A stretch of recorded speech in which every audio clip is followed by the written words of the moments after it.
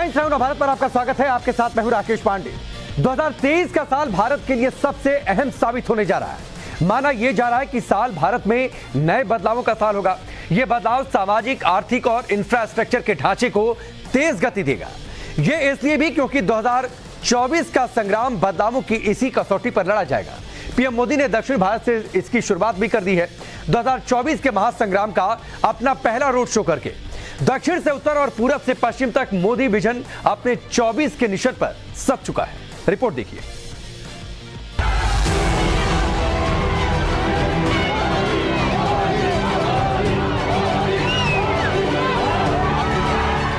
आज हर युवा को चाहिए कि वो अपनी इंडिविजुअल सक्सेस को टीम सक्सेस के रूप में विस्तार दे। अपने आइडिया पर आपको यकीन है तो उस पर टिके रहिए, उस पर भरोसा बनाए रखिए।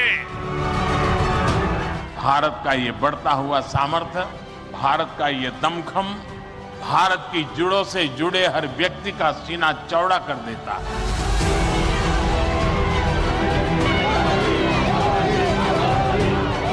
रणभेरी बच चुकी है, यलगार का आगाज हो चुका है। 24 के महासंग्राम की प्रस्तावना लिखी जानी शुरू हो चुकी है।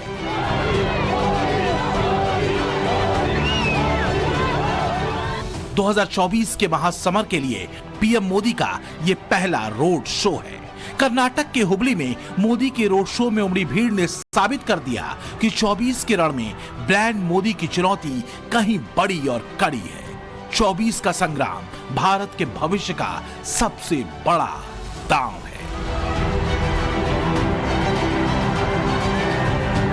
हैं जिनसे वो पिछले 2 लोकसभा चुनाव में अपनी बाजी बम्पर वोटों के साथ जीत चुकी है। लेकिन 2024 के अश्वमेध यज्ञ के लिए पीएम मोदी ने जल और जमीन पर अश्व खोल दिए हैं। इसमें लोकल इकोनॉमी को बूस्ट करने के मोदी विजन का रिफ्लेक्शन है। अर्थ गंगा और जमीन पर इंटर स्टेट और इंट्रा स्टेट कनेक्टिविटी को रफ्तार है वंदे भारत ट्रेन्स। 2023 का साल वास्तव में मोदी के लिए उस विजन को मुकम्मल तौर पर जमीन पर उतारने वाला है, जिस पर 2024 के चुनावी घमासान की रणनीति कसी जाएगी। इसमें हिंदुस्तान के बदलते इंफ्रास्ट्रक्चर से लेकर अयोध्या में भव्य राम मंदिर की तस्वीर है।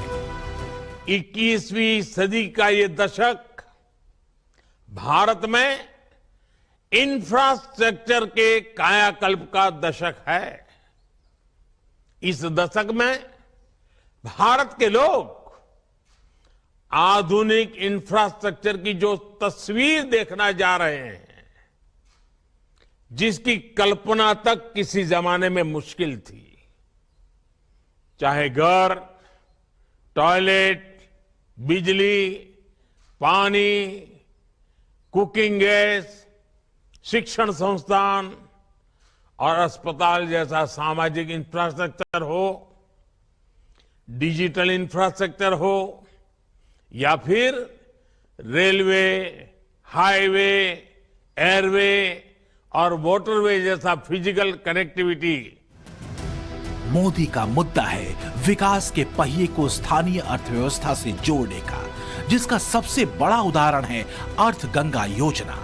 और इसी उद्देश्य के साथ हुआ गंगा की लहरों पर दुनिया की सबसे लंबी रिवर क्रूज सर्विस का आगाज।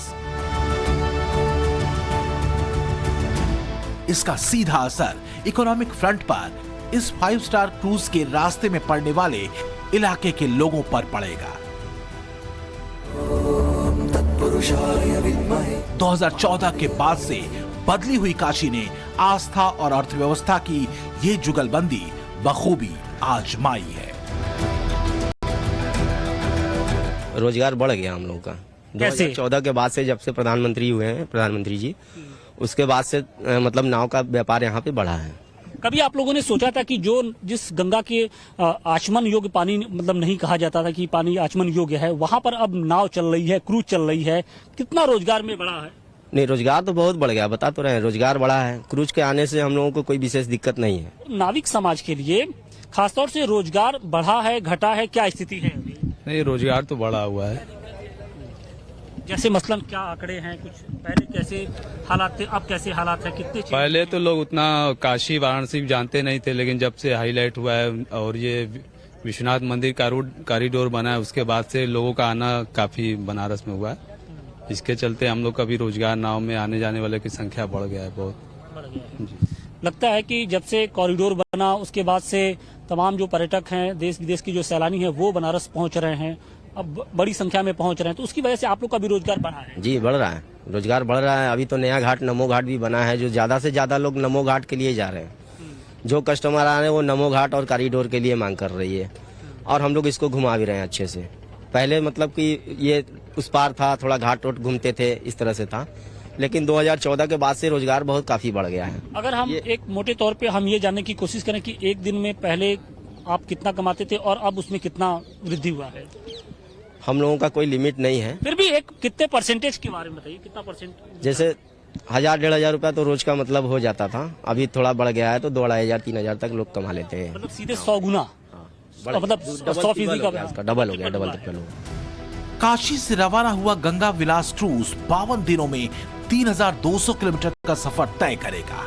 इस दौरान ये 50 प्रमुख पर्यटन स्थलों को कवर करेगा और बांग्लादेश समेत 5 राज्यों से गुजरेगा।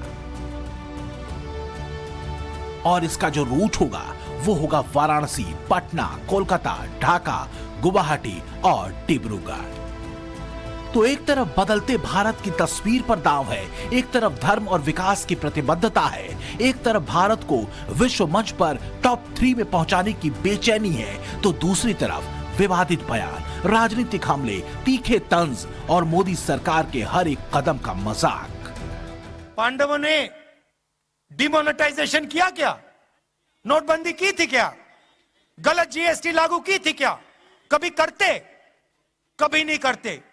क्यों नहीं करते? क्योंकि वो तपस्वी थे।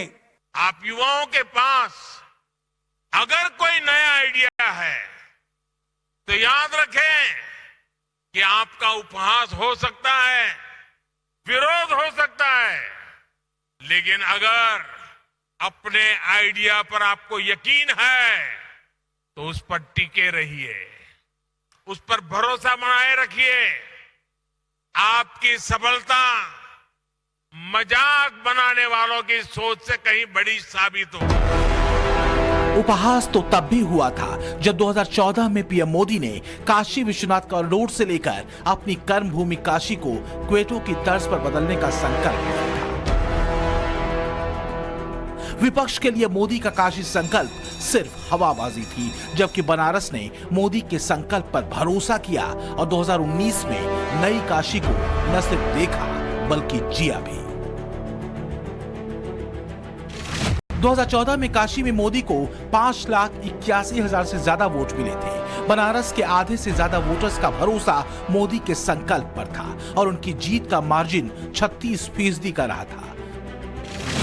और जब दूसरी बार 2019 में मोदी काशी के मैदान में उतरे तो 6,74,000 से ज्यादा वोट ब्रांड मोदी को। 64% बनारसियों का भरोसा ब्रांड मोदी पर था और जीत का मार्जिन भी 10% उछलकर 46% पहुंच चुका था।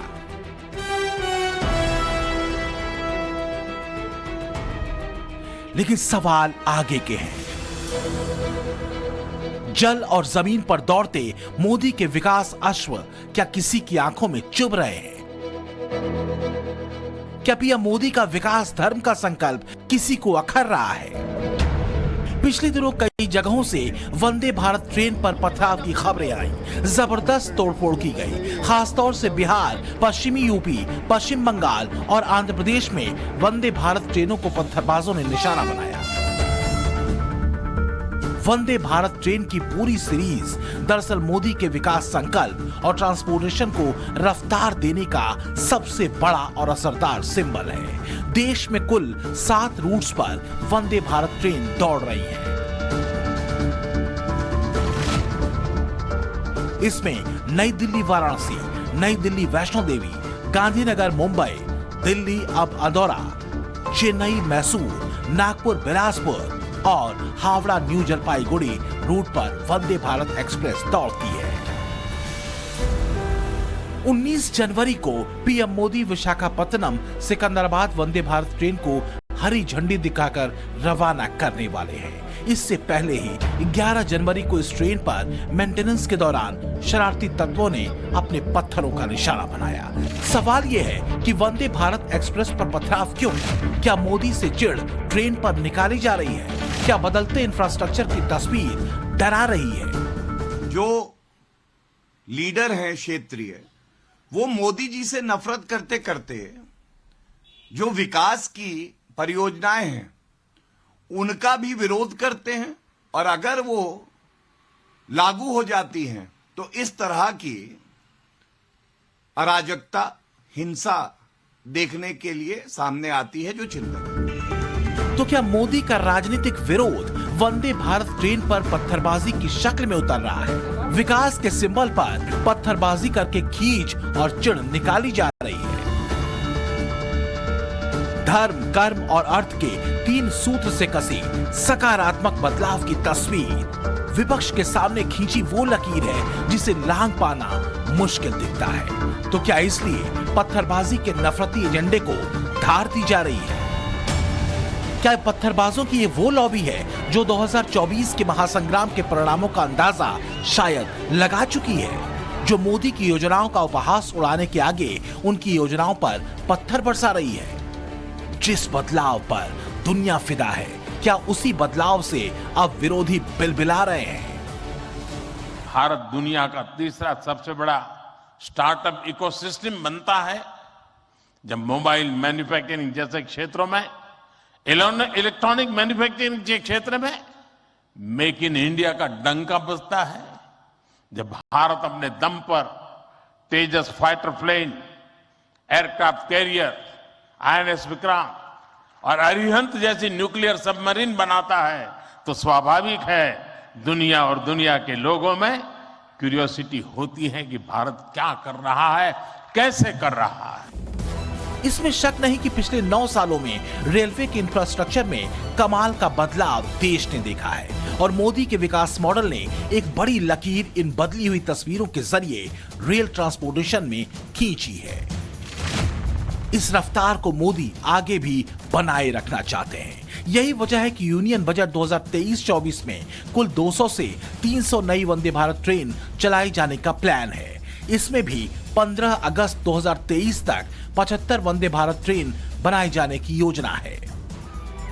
2024 के महासंग्राम का मैनिफेस्टो मोदी ने हिंदुस्तानियों के सामने रख दिया है, जो धर्म, कर्म और अर्थ के 3 सूत्र से कसा है और जिसके पार है चमकता हुआ भारत।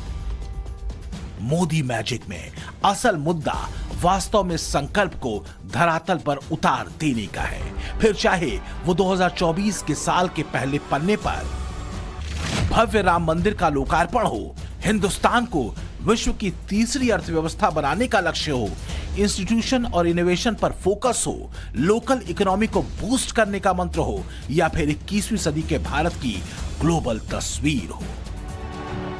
मुद्दा नामुमकिन को मुमकिन करने का है। 2014 के पहले और बाद के भारत की बदली तस्वीर ही मोदी का एजेंडा है, जिसके केंद्र में युवा है और उसका भरोसा है। मोदी का लक्ष्य इसी के दम पर 24 का दंगल अपने नाम करने का है। Bureau report, times now, Navbharat.